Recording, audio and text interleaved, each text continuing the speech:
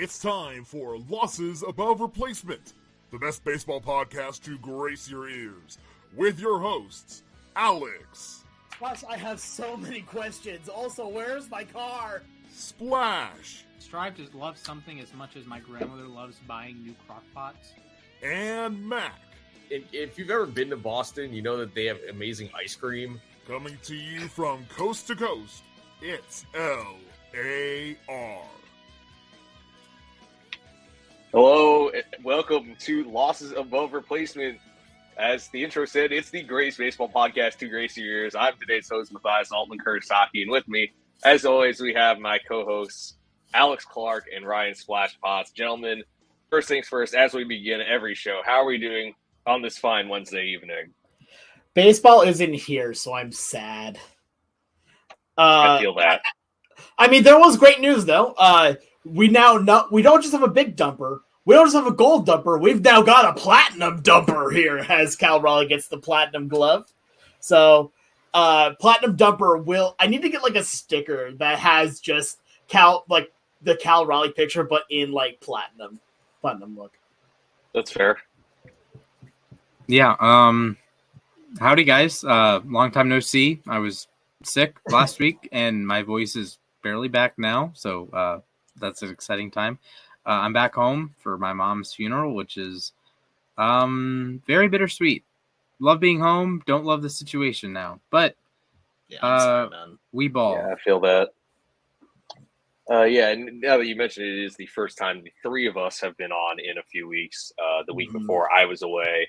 I was actually down in Splash's territory in Georgia. So, other than that, I'm with you, Alex. I miss baseball a lot. It's been kind of weird adjusting to the last 2 weeks without baseball.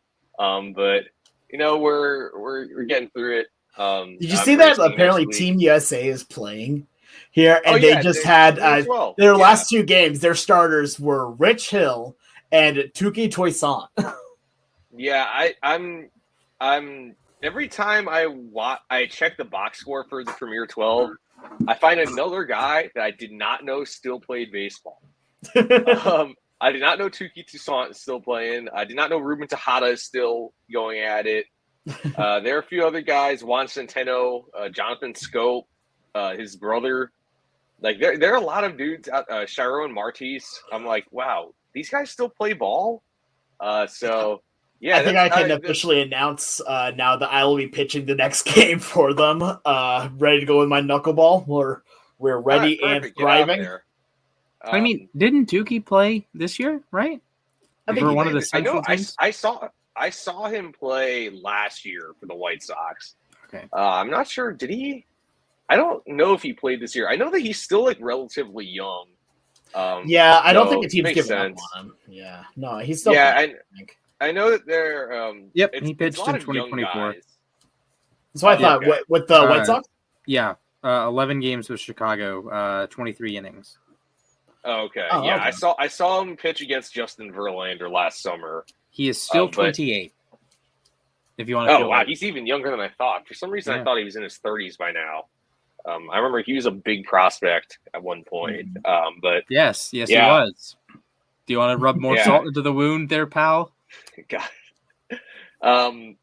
There's been a couple other guys I can't remember off the top of my head. Or I was like, wow, this is pretty sick. I honestly forgot the tournament was going on, but yeah, I know that it's a lot of young guys. I know Luke Ritter, who's a prospect for the Mets, is playing in it. And like I said, it's mostly people from the minor leagues and then some other players who are trying to revive their careers. But anyways, tomorrow we have another big announcement. We've gotten some awards revealed already. We've had the gold gloves, the platinum gloves, the silver sluggers revealed. Now we're on to the All MLB teams, which are being revealed tomorrow night at 8 p.m. Eastern, 5 p.m. Pacific on MLB Network from Las Vegas. So for those of you who don't know, there's a first team, there's a second team, every position through DH, 5 starters on each team, and 2 relievers on each team. So we are going to be revealing ours today, and I say we go ahead and get started at the catcher position. It's a position that I feel like there's been signs that it's coming back.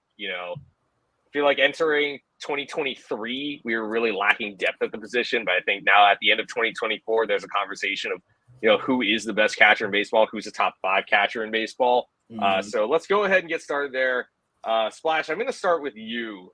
Who are your catchers, first team and second team?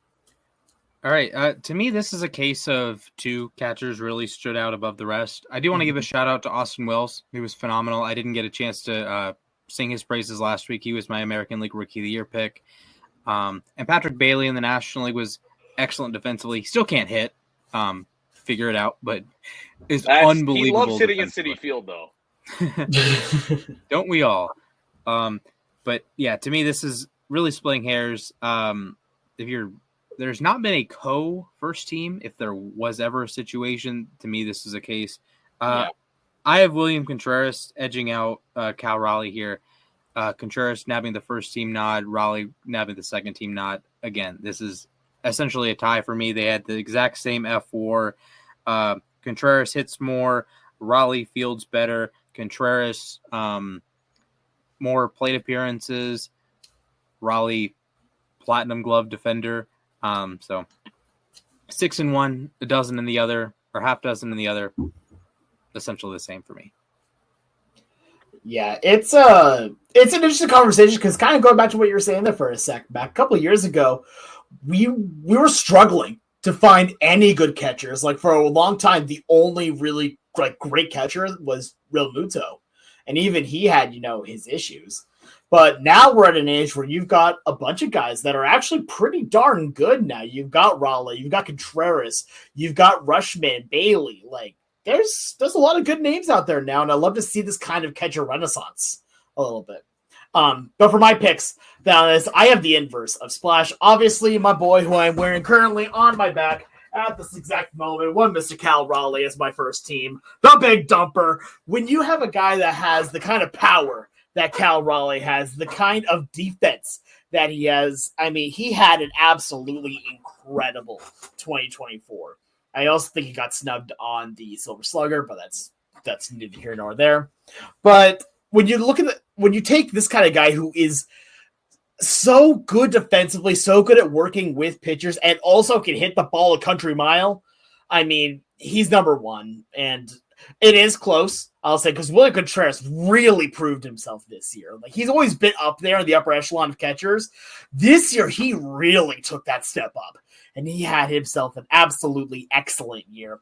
I think on this point, when it comes to Cal, I'm letting my homerism fly a little bit here, but at the same time, also, I think he's just as valid of a pick for the defense, for his ability to play.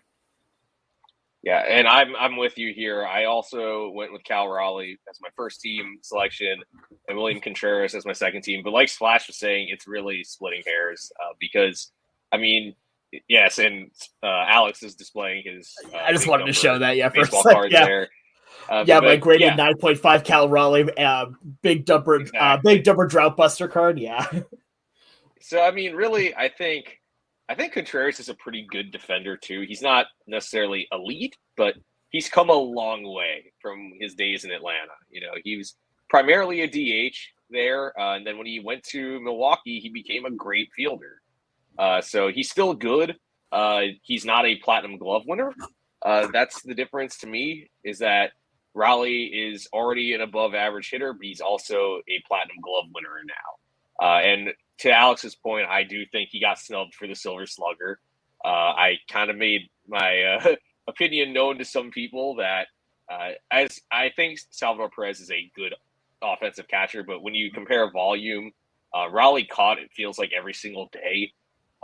There's a reason why he gets banged up throughout the seasons, because literally that dude is, I think that catcher doesn't take breaks.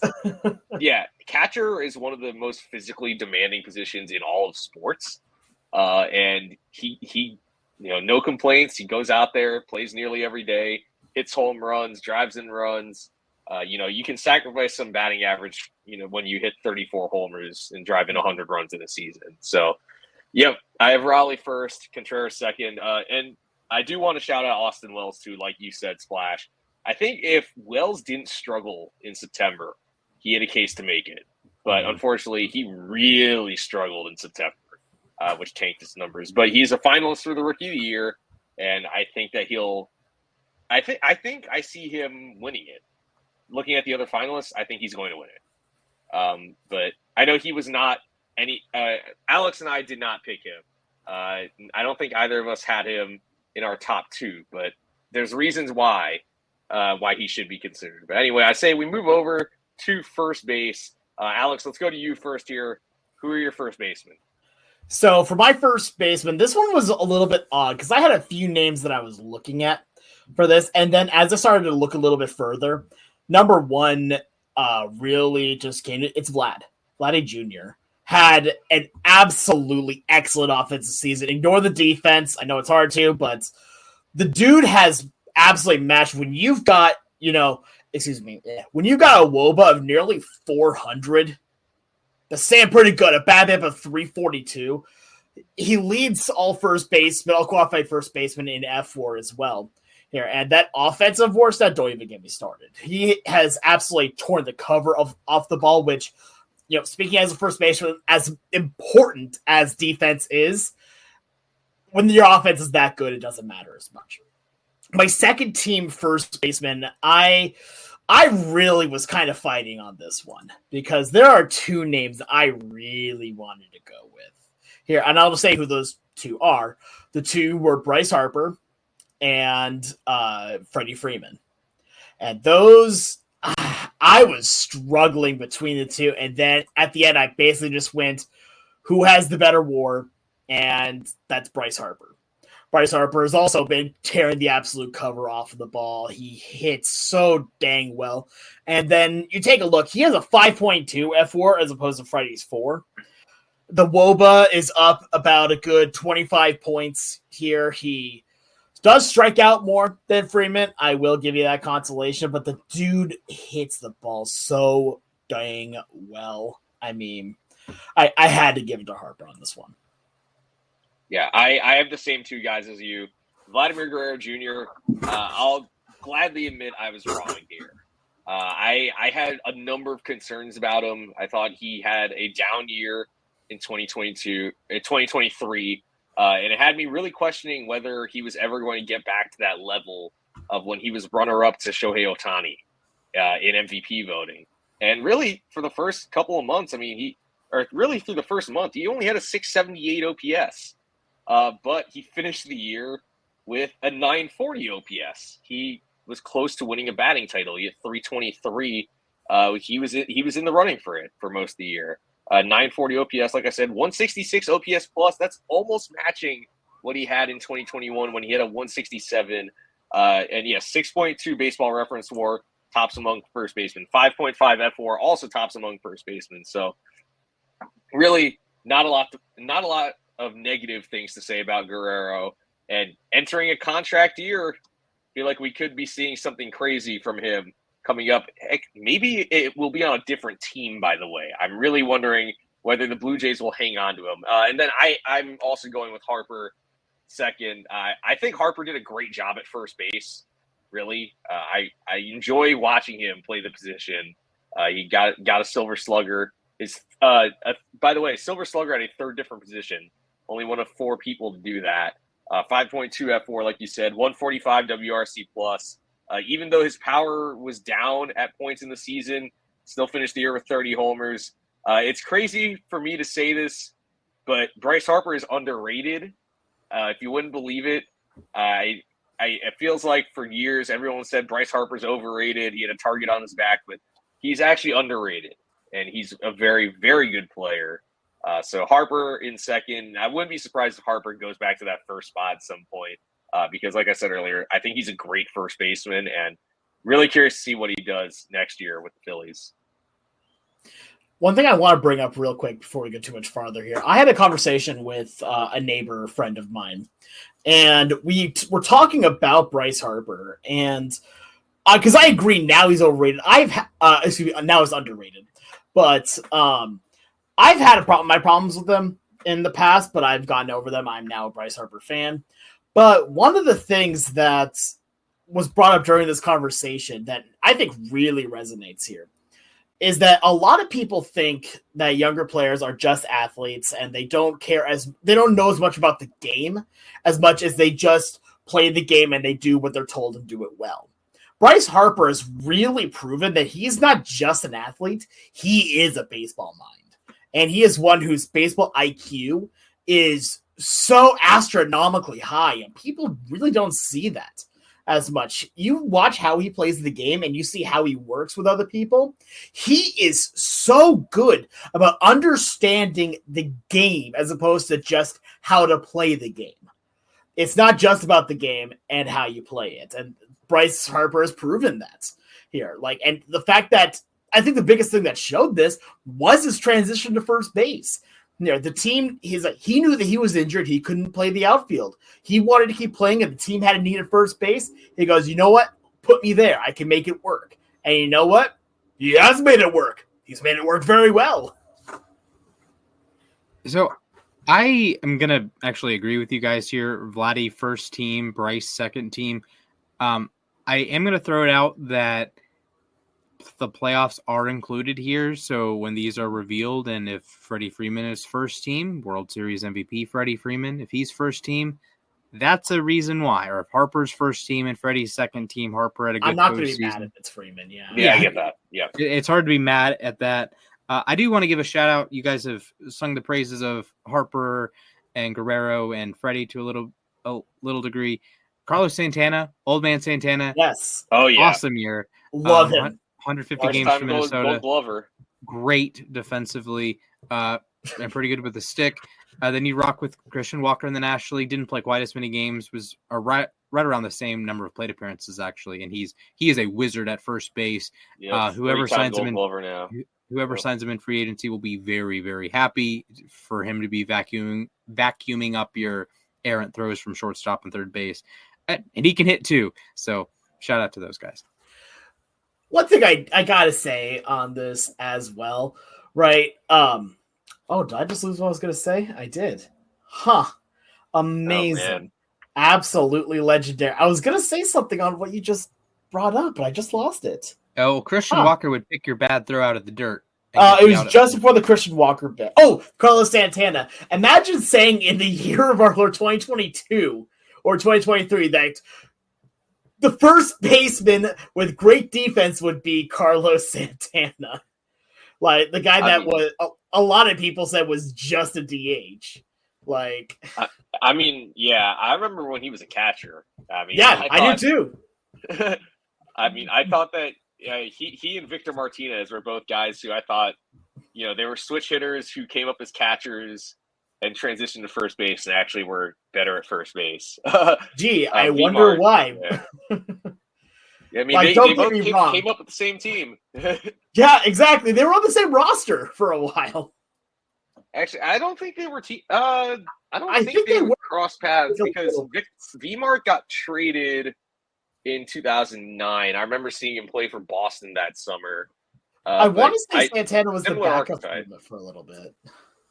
I'm trying to remember what year Santana came up because I do remember he came up in 2010, so they didn't overlap.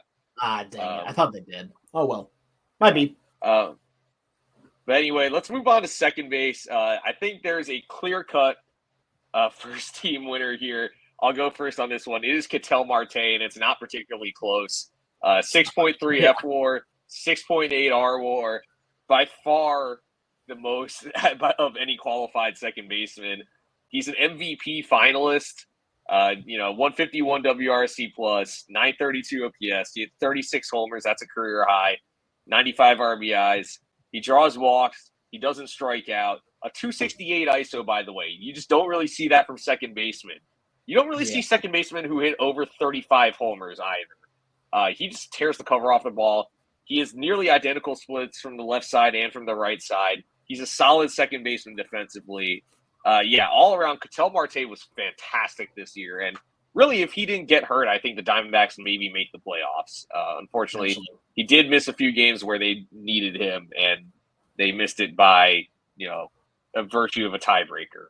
So Marte's the easy number one.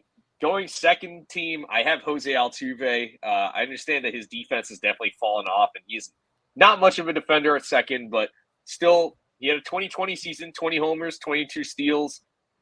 Still doesn't strike out much, doesn't draw a ton of walks, but really, I think Altuve with the bat, it's declined a little bit, but he's still Jose Altuve. He's still a hitting machine, even as he ages. He's in his mid-30s now, but I think I go Altuve over Marcus Semien because of his bat.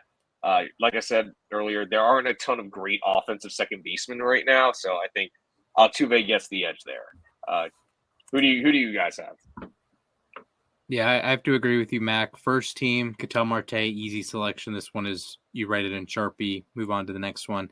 And second team, battle between Semien, Altuve. You had some other solid seasons. Jordan Westberg, I think, would have been in this conversation had he not missed a large chunk of the season. Then you have some of the all-glove guys, the Bryce Two Rings of the world, Platinum Glover, by the way, Andres Jimenez. Then you have more of the bat-first guys, Luis Garcia and Washington. I think he had a particularly strong season, but I would also go Altuve on the second team. Doesn't get a bonus for the playoff performance as the Astros go crashing out in the wild card round, but just, business as usual for Altuve. He's declined with the glove, but can still rock it with a stick at the top of that Houston lineup. Yeah, I'll go next. For me, number one first baseman is Jorge Polanco. Polanco had an absolute year of all time. Yeah, tore the cover off the ball, really. Well, tore something, all right. Anyway, but no, okay, yeah, obviously. What? Unfortunately, yeah. Yeah. Hopefully, hopefully he heals well. That's what I care about. So I wanted to I like Polanco. Even with Seattle, I like him. He's a good dude. Anyway, no, yeah, Ketel Marte, easy, number one, not even a question. I mean, this one feels like one of the biggest gaps between everything because it's just like you said, there's not as many good second basemen right now, or not as many powerful, strong second basemen, I should say. And Ketel Marte is having one of those years that Ketel Marte just seems to have every now and again, where he just demolishes baseball. Everything seems to make sense to him. My second team, yeah, it's a battle between Altuve and Semien. So I went with Semien on this. This was kind of going to what I said during my Cal Raleigh bit here. Offense is good, but defense is also incredibly important. And I'm not going to say that defense at second base is more important than the defense of the catcher, but if you're going to go defense, you might as well go with some of the best. You might as well go at that level. And Semien wasn't amazing hitting-wise. He was pretty disappointing hitting-wise. But, again, you're not working with a whole lot here. And Altuve does have himself a very good case here. But I'm honestly just going to go with Semien for my second team pick. Call it homerism. You would not be wrong. But, yeah, no, I'm going with Semien second team. I think it's still very worthwhile. The one thing I'm disappointed in, I think the thing I'm most disappointed about when it comes to Semien is that his Ironman streak got broken up this year. The man played literally every single inning of the Rangers season in 2023, including the postseason. Took every plate appearance possible. And unfortunately, he did have to miss a couple of games this year. But I think Semien next year is due for a bounce back. I mean, you look at some of his numbers. I mean, a 250 BABIP just seems uncharacteristically low. Yeah. And, he still hit 23 homers in a down year. Just you expected him to hit higher than 237 and then have a WRC plus above 99. But I think Semien's a great player. I love watching him play. So I think the Rangers as a whole are going to be bounce back candidates next year. But anyway, let's move on to the hot corner, third base. That's a position I grew up wanting to play because my favorite player played third base. But yeah, obviously, you know who I'm referring to. If you're a Mets fan, you probably had to say. Right? Obviously, it's Chipper Jones. Yeah. Yeah. Wow, how'd you know? Anyway, Splash, why don't you go first here? Who do you have at the hot corner? It has to be Jose Ramirez. Oh, yeah. The King. First team. Not only did Cleveland advance to the ALCS, but he had a monster regular season, 6.5 F4, WRC plus over 140. Good with the glove, not great with the glove, but good enough with the glove and the best stick at the hot corner. And second team, big bounce back candidate, 2023 April legend, Matt Chapman. Hello. Oh, yeah. Back, like, in a couple of years, we're going to have a really strange Matt Chapman may have been a Hall of Famer conversation. I don't know if the internet is prepared for this. The internet seems not like Matt I Chapman. hope they're getting ready for it. Yeah, please get ready for that one. And also get ready for my incoming video on Giancarlo Stanton and why he's a Hall of Famer. But I do want to give a shout out to Mark Vientos, believe it or not. The Mets go to the NLCS. He's a helping hand in that, a big season for him. I know Mac was flaming the universe in our group chat when he saw that Vientos was not a finalist for the Silver Slugger. And fair enough. I think it was a plate appearance issue, but that didn't stop other players from being selected. But I'll give some love to Mark Vientos. Yeah, so I to piggyback off that, Vientos did not make the opening day roster. And I saw him play in spring training, and I was like, oh my God, like, what do we do with this guy? I mean, he was flailing at everything. He was hitting like 170. He got sent to the minors like 2 days after I left Florida. I was like, all right, this is probably it. Then Brett Beatty struggled. Vientos came up and ran with the job. But I do not have Mark Vientos either. I have the same guys. I have Jose Ramirez at my first team. What can I say? Almost had a 40-40 season. It feels like, much like Bryce Harper, I feel like Jose Ramirez is underrated. It's crazy how it feels like every year someone other than Jose Ramirez, they try to crown as the best third baseman in baseball, but he's routinely great. 39 homers, 41 steals, 118 RBIs, only a 12% strikeout rate, only a 265 BABIP, but still 141 WRC plus. Great hitter, pretty good fielder. And then Chapman is a good hitter and a great fielder. He won his 5th Gold Glove this year. It's crazy he's only made one All-Star game in his career because this dude, he has crazy power.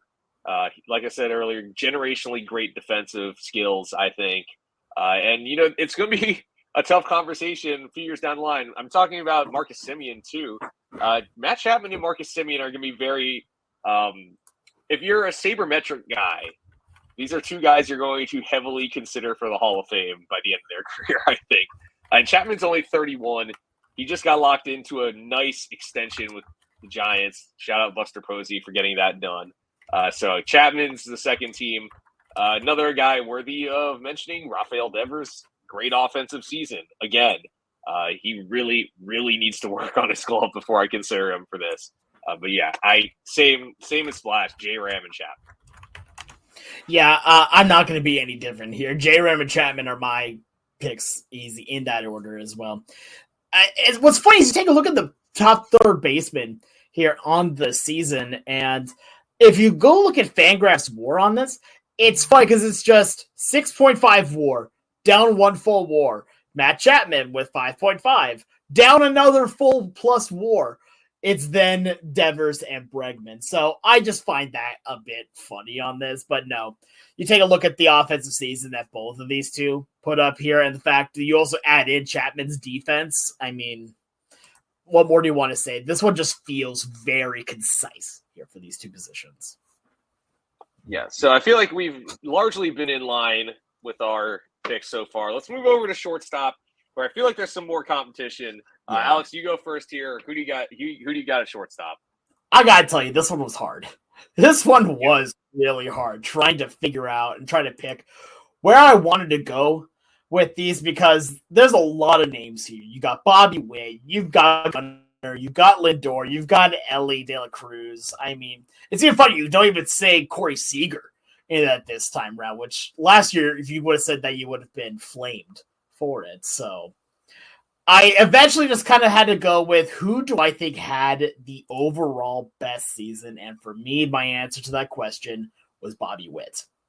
Bobby Witt had such a good season. I got to tell you, I really, really wanted to put Lindor as this because I think that he is absolutely fantastic as well. But then I just kept looking more and more at the numbers here. Bobby Witt here with an a WRC plus of 168, 10.4 Fangraphs WAR, and only striking out about 50% of the time, which is actually pretty solid, and a WOBA of over 400, both WOBA and ex-WOBA. Not to mention the fact that he's batting 332 and slugging 588. Like, the dude just gnashes and plays solid defense, too.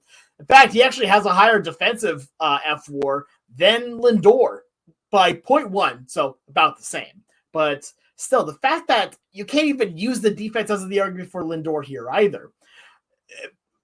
Lindor obviously is my second team because he is that dang good here, but it was really a struggle for a bit, and then I just kind of had to look at it a little bit closer. Yeah, Bobby Witt Jr. is my first team pick.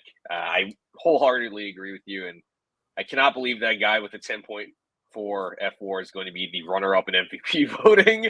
Right? Gunnar Henderson. Oh my gosh. Gunnar Henderson isn't even a finalist. I went back and forth on who I should put as my second team.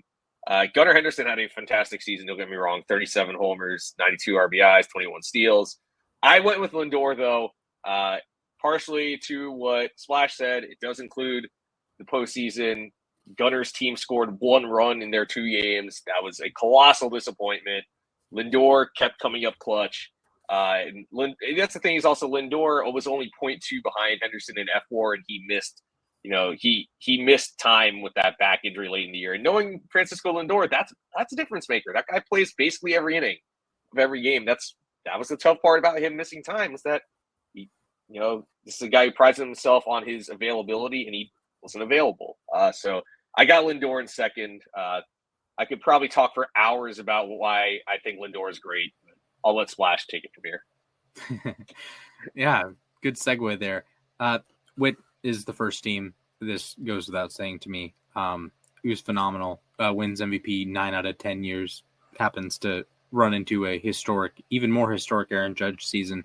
This might have been the best shortstop season any of us have witnessed with our eyeballs. If not, it's Alex Rodriguez. And if it's not A-Rod, then it's Cal Ripken before that. And if it's not Ripken, then you're talking about like Archie Vaughn.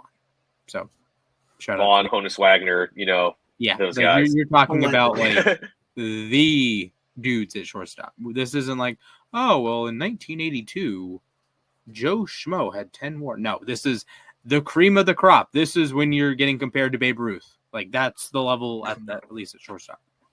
And then number 2, I actually didn't have much of a conversation here. I think it was Francisco Lindor running away with it. And the only thing that made it close, like war-wise, is that Lindor, like Max said, missed some time with an injury. And I thought Lindor was a better player. He was excellent defensively. Gunnar hit a little bit better, but Lindor, I will give the benefit of the doubt to, because you're playing at Citi Field. I'll just be honest with you.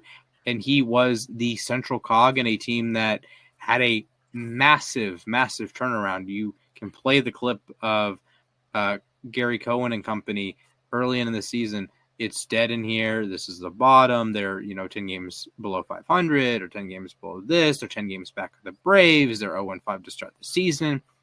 And Lindor was a huge catalyst on why the Mets not only made the playoffs, but made the NLCS. And like, as good as of a season as Shohei Ohtani had, Francisco Lindor has a real argument to get some MVP votes. If you swap Gunnar Henderson and swap Francisco Lindor, you swap the Orioles, you swap the Mets, Gunnar Henderson is not taking a single vote away from Shohei Ohtani. So Lindor is easy second team for me. Yeah, and Lindor, that's the thing, is Lindor, like you were saying, he's a big part of the turnaround also because he got off to a slow start himself, arguably the worst start of his career, and he still finished with a 137 WRC+. So considering he was 1 for 31 to start the season, still had like a 660 OPS in the middle of May, it's really, really impressive. He slugged 500. But anyway, let's move on to the outfield. So it's 3 outfielders for both teams. So I'm going to start with my first team. I think it's pretty easy here. Aaron Judge, Juan Soto, and then I have Jarren Duran, big breakout star this year. He's my third first-team outfielder. I think Judge and Soto need no introduction. The best duo in baseball in terms of offense. I mean, Judge is going to win MVP. Soto is also a finalist. And then Duran, like I said earlier, really broke out this year. Speedy guy. We knew he had speed, but led the league in doubles, 21 homers, 75 RBIs, 34 steals. His BABIP is a little high, yes, but still 129 WRC plus, great base stealer, pretty solid defender and center. And then my second team, this is where it gets a little dicey because there is a bit of a fall off, but my second team, I have two guys on the same team, Jackson Merrill, Rookie of the Year finalist, obviously, Jurickson Profar. And then my third guy, not really known for his defense, but I got to go with Teoscar Hernandez. This was, again, like I said, there are a lot of candidates here. You could go with Stephen Kwan. You could go with Riley Green. Heck, you could go with Mookie Betts if you consider him an outfielder. But, so my first team, like I said, I have Soto, Judge, and Duran. And my second team, I have Merrill, Profar, and Teoscar Hernandez. So who do you guys have? I'll go next on this one. Mac, you're not going to believe this. We have the exact same list. It's not even, even to the point of, the 3-3. Oh, wow. Obviously, for the outfielders, Judge and Soto, to quote a fairly old meme, name a more iconic duo, I'll wait. But, no, these two, when you put these two on the baseball field together, they go to the World Series. We saw that happen this year. Do you win the World Series? No, because the Dodgers exist. But you go to the World Series, and that's two players. But on top of it, then, Jarren Duran, come on. You take a look at what he did, and it's fun to, see these lists here because you'll there's Judge, Soto. Who's number 3? Duran.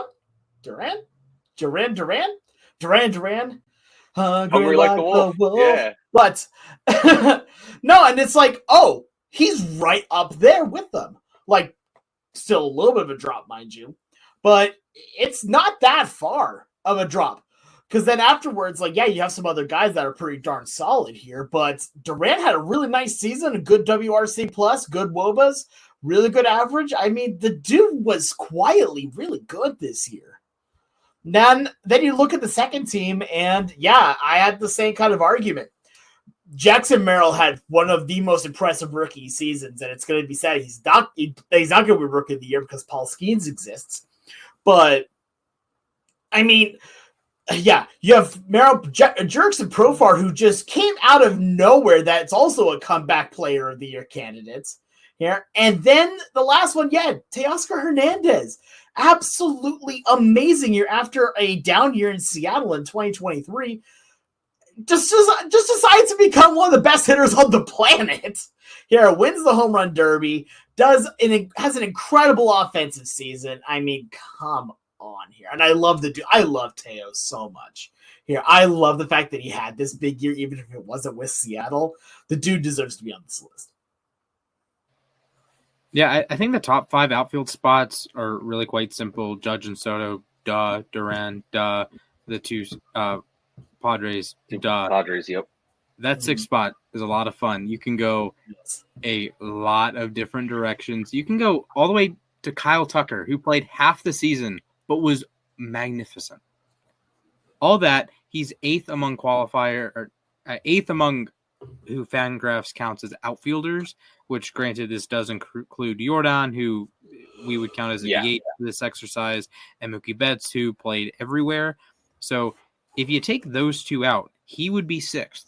You can also go Stephen Kwan. His team advanced to the ALCS. You can go Corbin Carroll, who, after I said he was cooked, he went absolutely bananas. You can go Colton Cowser. You can go Jackson Churio. Julio ended up with a nice season. Brenton Doyle, if you love defense. Byron Buxton balled out 142 WRC plus. Seiya Suzuki, Teoscar Hernandez, Anthony Santander. We haven't mentioned yet. But my guy, Riley Green, takes my 6th spot. So proud of him. 135 WRC plus this year. Reasonable enough defense in a corner. It's a corner outfield at Comerica Park. It's tough, man. But he's a stud. Helps the Tigers get to the ALDS. And just such a well-rounded hitter, and a big reason why the Tigers. He was the offensive star of that team. He and Kerry Carpenter coming in pinch hit opportunities for becoming Matt Stairs, basically. So I have the same 5 guys to start out with you guys, but I got to go Riley Green for my number 6 spot. And Green was one of the guys I considered. He had a great season, and he made his first All-Star team this year, and he's really turned a corner, and I think he's going to be a centerpiece for this upstart Tigers team. So anyway, let's move on to designated hitter. I think there's a clear first team winner. Curious to see who you guys have as your second team guy, but let's go to Splash here first. Who do you have at DH? First team, Mr. 50-50, Shohei Ohtani. Yep. That's enough. Second team. This is as close as it gets to me. You have Yordan Alvarez, you have Brent Rooker, you have Marcell Ozuna, Kyle Schwarber hits a ton of home runs. Do you see how Kyle Schwarber annihilated lefties this season? Yeah. This is unbelievable. Unbelievable. Kyle Schwarber, world-renowned, 210 hitter. It was flirting with 200 a lot of years. Hit 248. Big props to him. But my second team, this is a similar argument to what I did with Lindor. I don't actually think it's that close. I know the stats are going to portray it as close, but my second team is Marcell Ozuna. He was the MVP of a Braves team that desperately needed it when Ronald Acuna went down, Michael Harris goes down, Austin Riley goes down, Matt Olson slumps, Ozzie Albies goes down, Spencer Strider misses basically the entire season, and Marcell Ozuna, the big bear. You saw the little bear in the dugout if you watch the Braves broadcast a lot, but just professional at bats, going the other way, drawing walks, hitting 300. I know he didn't end up with 40 home runs like he had in 2023, which is an ironic twist of fate because he started 2023 out so horrendously, but just the only hitter you could rely on for most of the season. He had the occasional 2-week stretch that he didn't hit a homer or hit 200 or something, but just incredible consistency. And it felt like every night he was going to get a hit. He was going to drive in a run. He might get a double. And about once a week, he'll send one into the chop, or well, not into the chop house because he's a righty, but you know what I mean. He send one into the bleachers at Truist Park. Yeah. I completely get that. So for me, obviously my number 1 is Luis Urias here, designated hitter, third baseman for the Seattle Mariners. No, it's Shohei. What more do you want me to say? 50-50 season. Amazing baseball player. Maybe the greatest baseball player we've seen walking. But number 2, this one gets a lot more interesting. And I'll tell you, I made changes to this list. So basically just before the podcast started here, and this was one of them.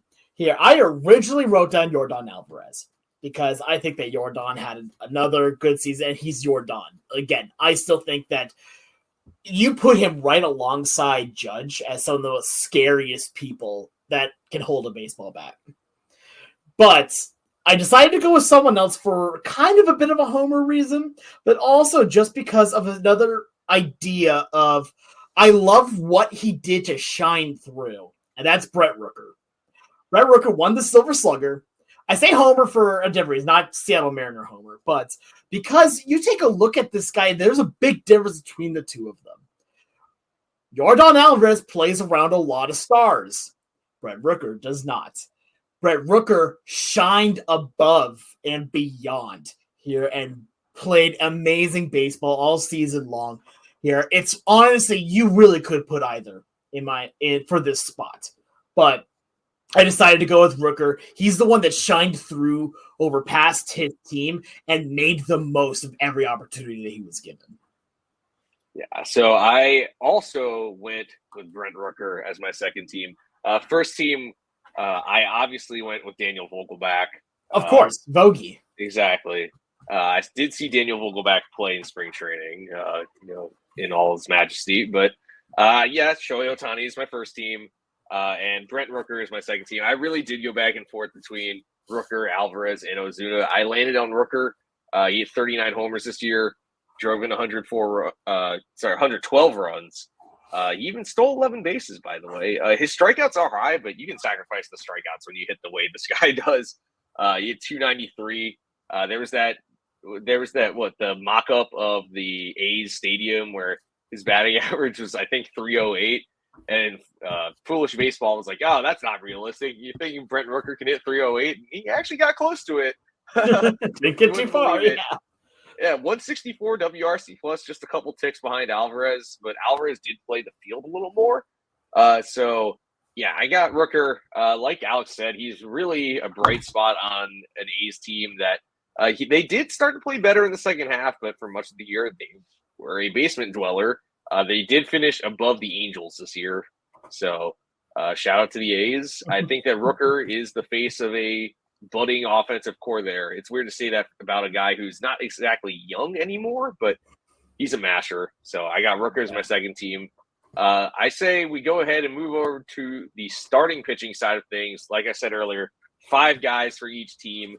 So it's basically a full starting rotation. Alex, let's go to you first here. Who do you have as your starting rotations? So I'm going to amend something that I said during a previous podcast here. I think that Chris Sale is the best pitcher in the National League. I was looking at it more. No, Splash. Look, I made a full argument. You had to be there. Yeah, But I'm admitting that here because I have Chris Sale as my number 1 on that. I'm going to quickly go through the list here on this. I've got Chris Sale, Tariq Skubal, Zach Ryder, Cole Reagans, and Dylan Cease as my 5 for this. I think all of them had incredible seasons. Chris Sale still absolutely insane. Again, probably will win the comeback player for the National League with there being a lot of stories going at that point. But, I mean, up and down, 1 through 5, all players that had amazing seasons. And there's a lot of starting pitchers when we go especially to second team that also very much could have been on the first team here. Do you want me to do my second team as well here? Yeah. Good. So I'm starting out my second team with 2 Mariners because obviously George Kirby and Logan Gilbert. Like, I still think that those 2 should have had a little more notoriety on this, as well as I added in Seth Lugo, Christopher Sanchez, and Logan Webb to finish out my second team. Right, those were names that I will say caught me a little off guard because I'd say that my two rotations are a bit different. I do have Chris Sale, Tarek Skubal, Zach Wheeler, Paul Skeens, and Corbin Burns round out my first team. My second team, I have Seth Lugo, Logan Gilbert. I have Bryce Miller on here. I actually go with Michael King and Shota Imanaga. No Kirby? Wow. So okay. I thought Miller was overall the better pitcher in my opinion. His ERA was below 3. He really, really turned it on in the second half. I thought he was the more complete pitcher this year. And I'm a huge George Kirby fan. Yeah, but I had to go with Miller here. I'm not talking down at you on it. I want to be very clear on this because I love Bryce Miller. And I think at the beginning of the season, I think I predicted Bryce Miller to be one of the breakout pitchers this year because of the splitter that he developed over the offseason, which he used. Now, I'm not going to say exclusively, but that was a strikeout pitch this year. Yeah, and I will say I went with Michael King over Dylan Cease. As great as Cease was, King was actually better. Cease had a 3.47 ERA. Yes, I'm sorry. I'm laughing purely because you said, "Yeah, he's good, but he's better." And I'm like, "Okay, cool. Thanks for throwing down the gauntlet." Yes, cool. Cease threw more innings. He did throw a no hitter. He had more strikeouts, but King had a 2.9 ERA in his first full season as a starter, and also struck out over 200 batters. He had 201 strikeouts in 173 innings. So I think Michael King has not gotten a lot of recognition this year, and I think he's an underrated starting pitcher. So he makes my second team. Paul Skeens, not qualified for the ERA title. I do not care. He's a finalist for the Cy Young Award. He definitely deserves to be on the first team. Yeah. I probably should have put Skeens on my list. I think maybe I just lapsed. It's been happening a lot lately. Fellas, I have some names for you. Oh, no, here we go. This one. Okay, my first team. Sale, Scuba Wheeler. All right, we got it. Seth Lugo, and Lugo. Mr. No-hitter Ronel Blanco will close out my starting five. Wow. No. The sub-3 ERA Blanco was matters great to this me. year. I know the quality of Yeah. contact stuff. I know he was really lucky. I know he walked guys. I get it. But the 2.9 That's why I ERA snubbed spoke him. to me. Okay, Yeah, the second team. 4.15 FIP. The second team. Paul Skeens. I mean, duh. Paul Skeens, yep. I'm gonna knock him a little bit. He only threw 130 innings. In the same bucket, Ronaldo Lopez was right there with Paul Skeens. ERA low, innings pitched the same amount. Also, he had the absolute gangster moment coming out for game 162 out of the bullpen. Absolute baller. He got a nice little contract extension with Atlanta already. Cole Reagans, Corbin Burns, and Shota Imanaga to close out my Cole second Reagans, okay. rotation. Yeah. Interesting. Not a single so, Mariner yeah, under your list. Yeah, Okay. I'm a little surprised there. It's kind of a the best rotation of baseball, man. Okay, sure. yeah. It was a nail biter over there figuring out your the pitching side of things, and we'll transition over to the bullpen because I had a very hard time narrowing this one down because there are only 2 relievers on each team, and there was a clear number one. Emmanuel Clase leads off my first team. I don't need to say much. He's literally a Cy Young finalist as a reliever. And I know that you might shrug your shoulders and say, all right, being a finalist, yada, yada, yada, that means nothing. So he's first over there. My second guy, I have Kirby Yates. Yeah, Kirby Yates, you probably, if you came into the season thinking 38-year-old Kirby Yates was going to be, one of the best relievers in baseball, you probably would have thought I was crazy, but I do anyway, but that's a different reason. 1.17 ERA, 1.81 expected ERA, 33 saves, a real career renaissance. Made it back to the All-Star game on his home field. He's probably going to get a nice payday this offseason, probably as a closer again. And then moving over to the second team again, picking 2 guys, very, very difficult. I'm going with 2 rookies here, actually. 2 guys who I think got straight up disrespected by the writers when it came to the Rookie of the Year finalists. I have Mason Miller from the A's and Cade Smith from the Cleveland Guardians. Yes, I have 2 Guardians. Smith only gave up 1 home run this year in 75 innings. 1 home run in the regular season, that is. Yes, he did get a little overused by Stephen Vogt in the postseason, but he actually led all relievers in F4. I know that reliever war is kind of weird, but I mean, he led in that category, and Mason Miller was third. Miller, not a lot to say about him. He strikes a lot of guys out. He throws harder than basically anyone. There are a couple of guys that I snubbed: Griffin Jacks, Ryan Helsley. They were very close, but I got to go with those 4 guys. So Clase and Yates on my first team, Smith and Miller on my second team. So wow, I'm hurt, Mac. Yeah. There's one name you're missing.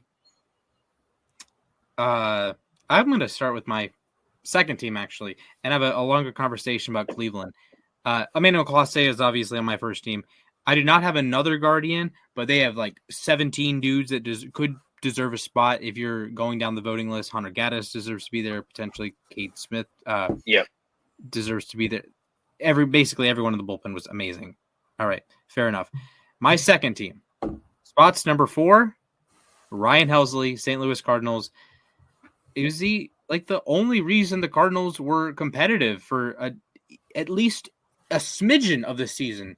Just felt like he closed every game out. I know saves are a weird stat. We've had conversations, pro saves, against saves. Helsley was terrific. My number 3, second team, first reliever, Kirby Yates. As you said, Matt, bounce back season, tremendous. He was an all-star, and he was the one bright spot on an otherwise decrepit Rangers team. I said Clase was my number 1. Number 2, the man who did not allow a base runner for what felt like 10 years, Raisel Iglesias. I know he allowed like 17 million runs to the Dodgers at one outing. Listen, that's one outing. It's against the freaking Dodgers. There's like 17 Dodgers on the team, on this All MLB team. I get it. But Iglesias doesn't walk anyone. His only his only base runner allowed in like 2 months was an intentional walk in the 10th inning, or he hit a batter, intentional walk, goofy stuff like that. But he's just magnificent. And if you want to discredit him because he allowed 1 grand slam against the best team in baseball, the World Series champions, fair enough. But to me, he was the best reliever in the National League the entire season outside of 1 outing. And he deserves to be that first team All MLB spot. So I do have 2 Guardians here on mine. So I had a bit of fun with my list, I think. But I don't think I went too far out of the realm. So obviously Class A, number 1. Not a question there. I went Mason Miller as my number 2. On the first team. I think Miller had himself an incredible season. And the fact that he's not even really in the consideration for rookie, like, come on, guys, what are you doing? The dude was another one of the bright spots in the sadness that was Oakland this year. And I don't mean sadness on the team. I mean sadness with everything. And then second team relievers, Kate Smith led all relievers in F4. And on top of it, just absolutely incredible what he did over the course of the season. The homers is, I think, worth its weight in gold alone. But my next one, you mentioned him for a second there, Mac. Griffin Jacks is my number 2. I think he had an absolutely incredible season, a really high ground ball percentage at over 52% of the time, which, as for a closer, I love that a lot. Anytime that you can get a ground ball in the 9th inning, beautiful. Just get the out, keep moving, double it up. At that point, you get a runner on first base. Okay, cool. Double play, end the inning. Let's go. I think Griffin Jacks had a very underrated season this year. Yeah, Jacks, I considered him. I'd also like to shout out David Robertson. I think, he's probably going to come back for his age 40 season next year. Jeff Hoffman, Matt Strom from the Phillies. Robert Suarez was great for the Padres. Ryan Walker became a great closer in San Francisco. So relievers, there's always a lot of great relievers, and it's tough to narrow it down to 4.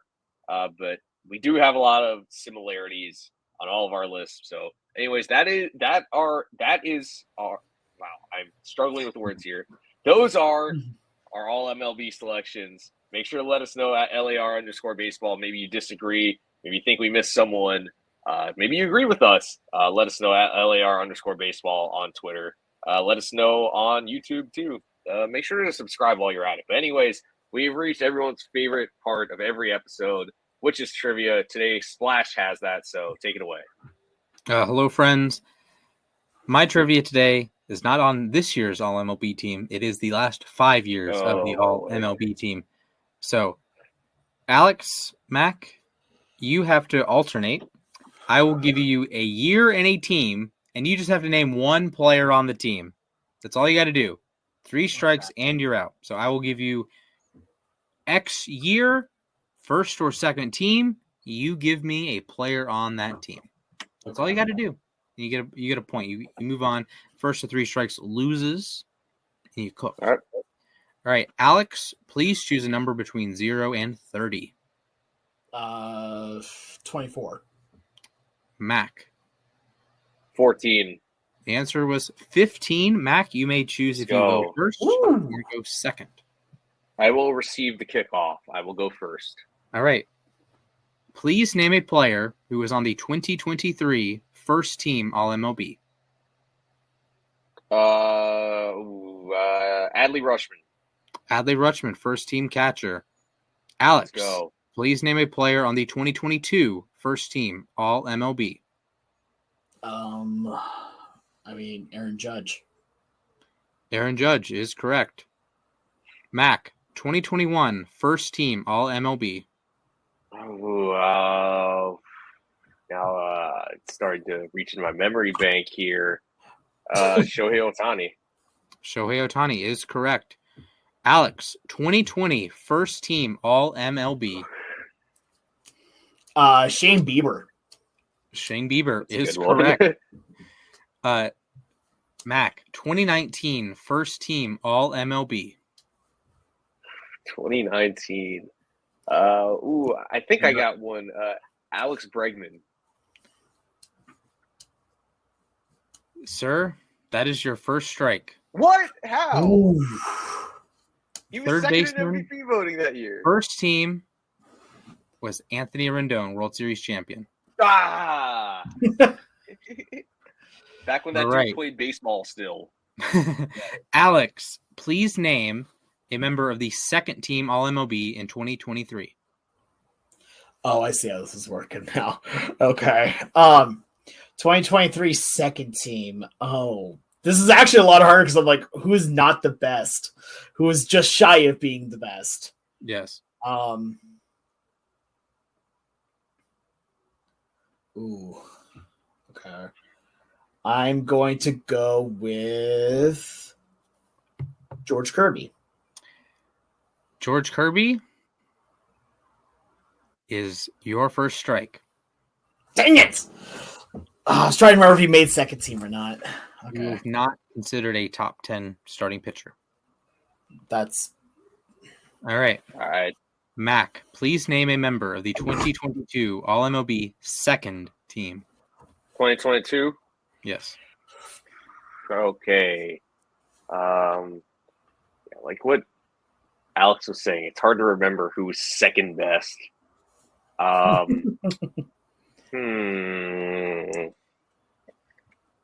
This is difficult. I'm going to go with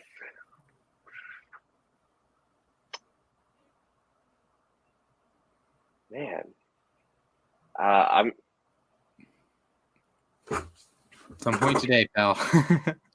what? Yeah. Okay. You said second team. Yes. I feel like this guy may have gotten bumped second team, but I'm not sure. Julio Rodriguez? That is correct. Julio Rodriguez, second Go! yeah. All right. I feel it. Alex, please name a member of the 2021 second team All MLB. Okay, 2021. You That both have was one a strike. Yeah. 2021 was definitely a year. I'm going to go with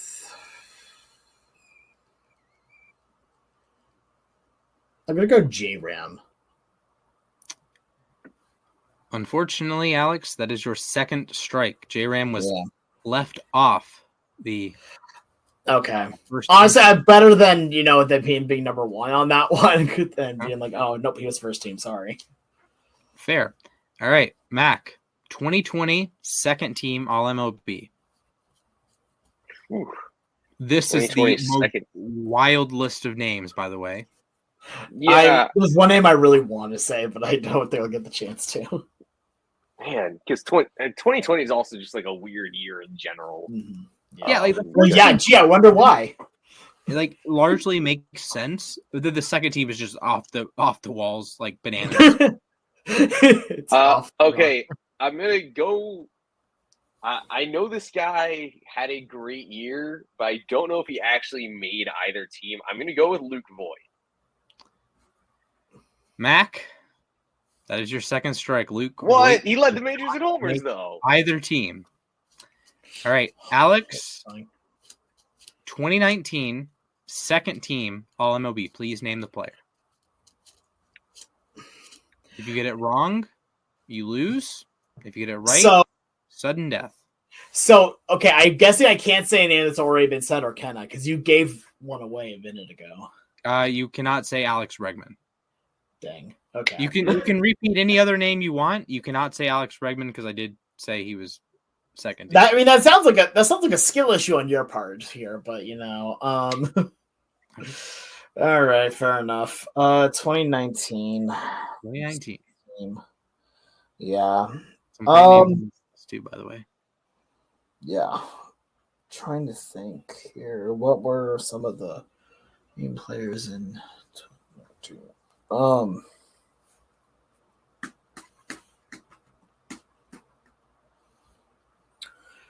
Okay, this is going to be a weird shot in the dark here. I think I'm going to lose it here. But Rafi Devers. Wait, what? Yeah, certainly a strange selection there, given Rendon and Bregman were first and second team. Wow! Duh. Okay. Okay. No. Get. Take the redo. Wow. Okay. No. Yeah. Again, one more of those lapses, I guess. Okay. I'll give you a redo. No. But I screwed that. I screwed that up. No, okay. That's dumb on me. Okay. Well, hang on. I feel like I should have to seal it here. Yeah. Okay. Go ahead, Mac. I would like you to name a member of the 2019 second team. 2019 second team? Yeah. Not Alex Bregman. Yeah, clearly not Alex Bregman or Rafi Devers because and not Anthony Rendon. I don't know why, but I just completely forgot that third base, that. Oh yeah, Bregman's a third baseman. Yeah. So is Rendon.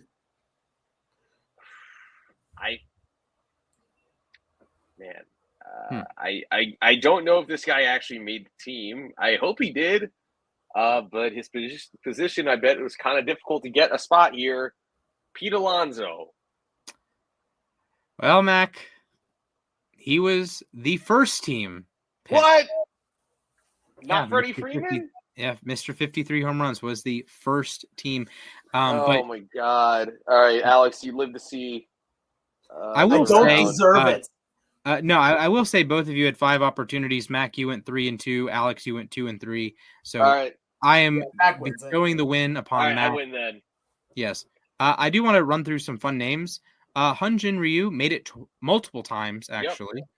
Jack Flaherty. Can I say one name that there's one name I need to know this. I just need to know for my own personal sanity. 2020, was Kyle Lewis one of them? No. Really? Yeah. Mike Yastrzemski was, as was Michael Conforto. 2 members. Michael Conforto. I wanted to say Michael Conforto, but I couldn't remember if he actually made it. Dinelson Lamet, Kenta Maeda. Yep. Brad Hand. Nick Castellanos made it in 2021, as well as the entire Braves team. That helps winning a World Series. Mm-hmm. Question mark. Adolis Garcia made it last season, if you can believe that. Andres Jimenez has made it. Yep. Some fun names. Dom Smith didn't. Dom Smith did not. The DHs have been Ohtani, Alvarez, and Nelson Cruz. Oh, Marcelo Ozuna made it once, of course. Okay, that makes sense now. Yes. All right. Well, thank you for that, Splash. And congrats on your win, Matt. I wish Baseball Reference added All MLB team to the different pages because if you look at certain players like who've been on it, they do not have All MLB as a designation on there. But I hope that becomes a thing because then it'll be easier to keep track of. Now I want to go back in history and see who would have been the 1990s. Yeah, exactly. That's the one downside when you add awards like this, or when the NFL adds ranked voting, like Josh Allen receiving a 3rd place MVP vote, for example. It frustrates me because there's not a history of that. So you can't go back and say, Lamar was unanimous MVP in 2019. Well, who would have finished second? I think it would have been Russell Wilson, but who would they have voted for? Or 1953, who was the 3rd best shortstop in baseball? I want to know the answer to that question. Not what I know, or not what I think now, 70 years later, but what someone in 1953 would have thought. But alas. Silver Sluggers didn't exist until 1980. Gold Gloves didn't exist for a while. The MVP award didn't exist for a while. Neither did the Cy Young. For a while, the Cy Young was just one award. So, it's tougher. But anyways, and like we said earlier, the All MLB teams will be revealed tomorrow night, or I guess tonight as of the time this is uploaded, at 8 p.m. Eastern and 5 p.m. Pacific, all the time zones in between, But anyway, we're going to end our show the way we end every show, which is with the moment to ourselves, 60 seconds or so to talk about whatever the heck is on our minds. So who here wants to go first? All right, Alex. I saw Alex's hand go up first. Splash, Yep. You can go second. All right, your time starts in 3, 2, 1, go. So anybody that knows me knows that I love cats. I'm a cat person. And I haven't been able to have cats for a while. My last cat passed in 2020, but I have a little workaround. We can't have cats because of family and allergies and all that, so I have a workaround. I'd like to meet Jetta, Jetta. This was actually picked up for me at a craft sale, and the craft sale makes these little pots because they also work with feral cats on the streets here, making sure, get spayed and neutered, getting in warm places and all that fun stuff here. And they make all their designs off of cats that they work with here. So this one right here is designed after an actual cat they have named Jetta, Jetta, and he's growing bamboo because it's cute. But yeah, so that's my workaround for not having a cat. As someone who has cats but is allergic to cats, I appreciate that. I'm sure everyone who follows me on any form of social media knows, my family has 5 cats, but almost all of us are allergic. But I was the first one they discovered was allergic when I was 9 years old. I was having really bad allergic reactions. I'm looking at all of my Snapchat notifications, and all of them are just you saying weird things about your cat. Exactly. Like the most last one, I don't know what he's staring at. Exactly. Okay, bro, you do you, I guess. It's honestly really funny. I don't even watch the Snap stories, but it's just funny to see the captions because I know exactly what's going on. Yeah, exactly. About 95% of my Snapchat or Instagram stories are pictures of my cats or videos of my cats being weird creatures. But anyways, Splash. Cats are strange. Exactly. They are awesome though. I love having them as pets. All right, Splash. You're up next. Sure. All right, your timer starts in 3, 2, 1, go. Hello. For those of you watching the video version of this, I have a Dino Nugget plush. That's my time to myself. It's a Dino Nugget plush. Follow things that make you happy. I mean, I wholly respect I that. love awesome. that. Yeah, that's hilarious. I love Dino Nuggets. They were a thing I ate a lot when I was younger, so I appreciate that. Dino Nuggets are underrated. They're also they're essential for. I think there's certain things that are essential for A, childhood, and B, being a college student. And I think Dino Nuggets is one of them. Other than Tyson Anytizers are one of them. Totino's pizza rolls. Ooh, yes. So, do you guys like the full pizzas or just the pizza rolls? Yeah, no, I like the full pizzas personally. Yeah. I'll say this, like in college, my meal that I had to rely on because I was poor and broke was just pasta. And I think I legitimately had pasta at least one meal every single day for like 2.5, 3 months. For me, it is Easy Mac. Oh, Ooh, yes. Mac and cheese always slaps. Yeah. 100%. All right. All right, Mac, you ready to go? Yeah. One of you count me down, please. Yep. Your time begins in 3, 2, 1, go. So yeah, like I said earlier, I'm competing next weekend. I always do this one meet the weekend before Thanksgiving, but I'm looking forward to this one in particular, just because I'm in much better shape than I was the last couple of years. When I first came back from grad school, I was probably in the worst shape of my life, and now here we are. I work out consistently still, and I've improved a lot of things with the way I live. So I'm curious to see how I do because I'm also adding a 4th event to my lineup. In general, I always look forward to competing, but this time around, I am curious to see how I do, how my body bounces back in between events. Like I said earlier, I was in really rough shape when I came home from grad school. And now that I've put my mind to this for 2-3 years, I've shown improved results the last 2 years, but I think this year, I have more confidence than I did the past few years. So, looking forward to racing. It may hurt a lot, but racing is fun. Competing is fun. If anyone out there is a former athlete or competed in something in life at any point, I highly recommend at some point getting back to it. It's a fun thing to do. So, yep. Yeah, 100% agree. Athlete myself. One of the reasons why why I became a member at my club was so I could compete in tournaments. So I respect it wholeheartedly. Yeah. Yeah. It's just, I don't know. I feel like the competitive spirit never goes away in people, whether you're an athlete or if you compete in something else. Yeah. I'm waiting to be like in the in like a home when I'm like 80 or 90 years old, and I'm just constantly doing I'm just constantly like competing in video games. I mean, yes, because that's it's crazy because that'd even be a concept. Video games at that point. But what's it called? Yeah, I that's something I aspire to do too. And I wish I was good enough at video games to do that. But anyway, that'll do it for our show today. Like I said earlier, if you disagree with our All MLB selections, let us know. We're at LAR_baseball on Twitter and Instagram. Make sure to hit that subscribe button if you're watching this on YouTube. Leave us a like, comment something funny, something polite maybe. Something to lift our spirits.